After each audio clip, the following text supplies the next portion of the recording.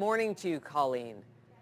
Good morning, Rosie. Always nice to see your face. By the way, I want that s'mores fireplace thing. Right? I just think that is a fantastic idea. I actually was trying to I, jot down the information, right?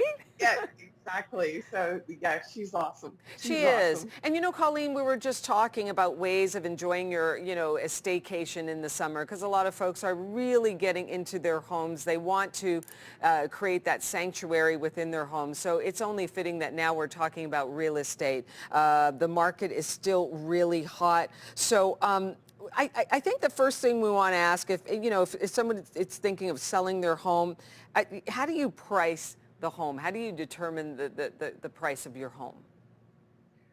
And it's a great question. Um, the biggest thing that we're seeing right now is, thank goodness, we actually are. I know that a lot of people are afraid of the market and they're saying, I am not dealing with this right now. And so they are taking a step back. And what I would tell them is that we're finally seeing a little bit of a breathing space with the market. So thank heavens, because all realtors and people are finally seeing that breathing space. So are we seeing multiple offers still? Yes and no. So we are getting to the point now where we might be moving into a balanced market. So for all those people listening out there, thank goodness we are finally seeing a breathing space. And yet sellers need education definitely on their listing price, because we are no longer in that hot seller's market. So I know that may not be the words and that sellers may want to hear, and yet we are seeing a little bit of a down spell. So we are not going to drop. We are just finally seeing a balance. So Okay. yeah.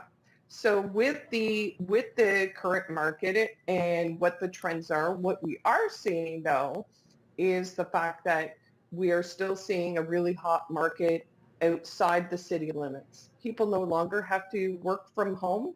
And so, and as we know, we're finally hopefully seeing the light at the end of the tunnel for COVID as we all get our second shots. And so where the trends are still though are cottage properties. And so with cottage properties, those are still going into multiple. So please note that. So that is where we are seeing. Now, when it comes to listing your property, there's so many different determinations of value, and a lot of people think that they have a different headspace than realtors. And so where we want to go is adjusting your headspace when it comes to value. So you asked Rosie about determining your market value. It is not about what you have put into your home, even though we will talk about the fact that there is a way to price your home properly.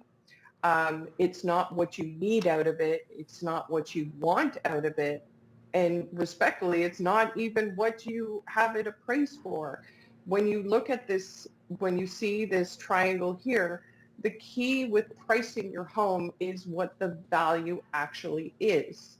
So when you price your home, you need to price it at a value that is adjusted to what the expectation is of the buyer. So if we look at the value is where you get the most amount of people in your home, right? So Mm-hmm. you see that it's, when you look at that, it's like the most value and you get the most people through your home and they make sense. So let's say, for example, you have a townhome and it's probably worth 600,000. If I were to price it at 450, which I wouldn't, but some realtors may or may not, then you would get overvalue, right? Mm-hmm. If you priced a $600,000 home with no upgrades, carpet, no granite, not a finished basement, and you tried to price it at 700, you would not get any showings. So that's what we try and educate our sellers with. So it's really important to fact that when you look at your neighbor's home and they have a finished basement, if you look at your neighbor's home and, see what they have compared to yours, the biggest thing is looking at your price point. Continuing on here, I got a question for you. What improvements should one make when, if they're planning on selling their home? That's a great question, Rosie. Thank you so much. It's a question that uh, we often hear in real estate, as well as the one thing that I tell people is I wish they would um, talk to realtors, even 6 months to 8 months before they plan on listing. So first and foremost, plan, plan, plan, plan. I can't scream it enough. We need to plan. So when you speak to a realtor, and I strongly encourage, as we talk to realtors, make sure that they have a stager and figure out what the plan is, because then we can put the most money in your pocket and you not wasting money in your home.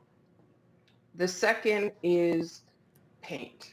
The easiest thing to do is paint. I know everyone loves their greens and blues and pinks and funky colors, but sometimes when we have to do those photos, we need to paint. And it's the cheapest and the easiest thing to do.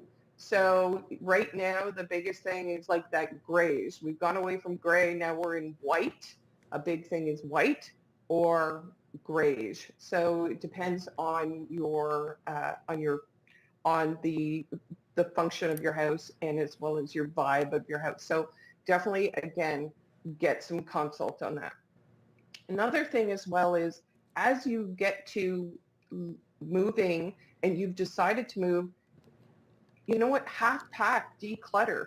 We all keep stuff that we don't need in our basements. We all keep stuff that we don't need generally. And we all live in our homes a lot too much, obviously, in the last 18 months, but we need to declutter. So pack up. You're going to have to pack anyway, so why don't you half pack? And so get rid of the stuff that you either want to take with you, right? And another thing that a lot of people don't think about is organizing all your closets and drawers. Even though we're still in that COVID mode, buyers are still opening up your closets. They are still touching your items. And even though that's not an advantage to you, they are looking at seeing how much closet space you have. And if it looks like you've stuffed everything and it looks like you don't have enough space, then they're going to say, well, we don't have enough space. But if your closets and your drawers are all neatly tied, like, oh, you have enough space to live in this house.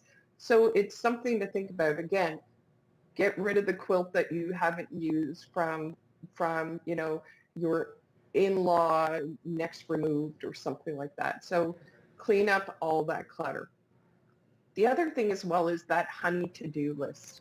So we all have been living at home, and we need to make those necessary repairs that buyers don't want to add to.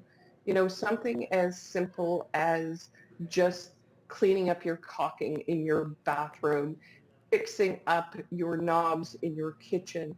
Simple honey to-do list, that just makes it look cleaner. That just makes it look neater.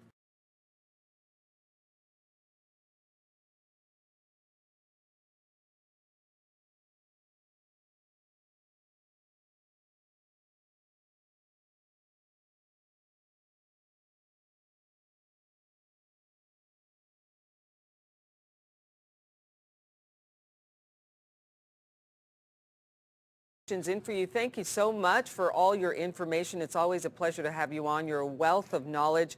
This is such an educational section of the show here, when we get to tap into your experience and find out what we need to know for this hot real estate market. So let's get to the first question, okay, Colleen? Alan asks, are interest rates trending upward? And thank you so much, Rosie. Alan, that's a great question. And I definitely want you to refer to a mortgage broker agent to dive into that. What we are seeing and what we know, as of June 1st, we have a new stress test where people are, if they do not have, when they have the 20% down, they have a new stress test of going higher. And what that is making sure that when you buy a home, that when mortgage rates go up, that you can afford them. And that's the biggest thing that the banks are trying to do and lenders are trying to do, is the fact that when they go up, that you can still afford the higher interest rates. They are still very affordable and very low right now, and yet you are going to be approved at a higher rate just to make sure when they go up that you can still manage the payments. Definitely a great question, but I would refer it as well to a mortgage agent. Okay, that is good advice. And now Elma asks, does location and a large rural property make a difference in asking price? It's a great question, Elma, and thank you for that. People are moving rural. We are seeing a huge trend of getting out of the city and wanting more rural properties. And so that is definitely a conversation. It also, though, matters about, again, what we talked about earlier. You know, how does your home show? Are you in an area that is advantageous, or are you like if you're rural and like 200 acres, we need to find a buyer that's more appropriate for you.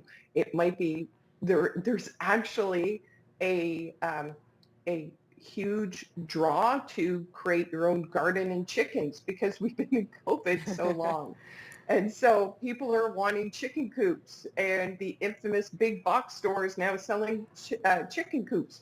So it depends on the buyer, it depends on their thing. But it also depends, again, what we were talking about before, Rosie, how does your home show? Because at the end of the day, it is literally about doing the proper upkeep of your home so that we can draw buyers to you. So if you're really rural, that's fine. And I actually live rurally as well.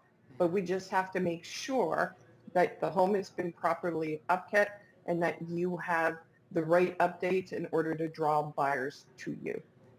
There it is. It's such a fascinating dive into real estate with you, Colleen. We learned so much. We only have a few moments left, and I just want to get your sense as well right now on where the market is headed. I know you don't have a crystal ball, but what's your sense? Yeah, no, I wish if I had a crystal ball, I'd be on a beach and somewhere. But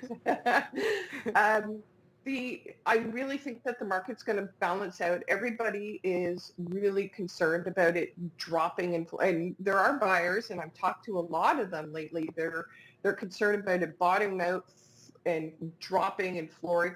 We're not there.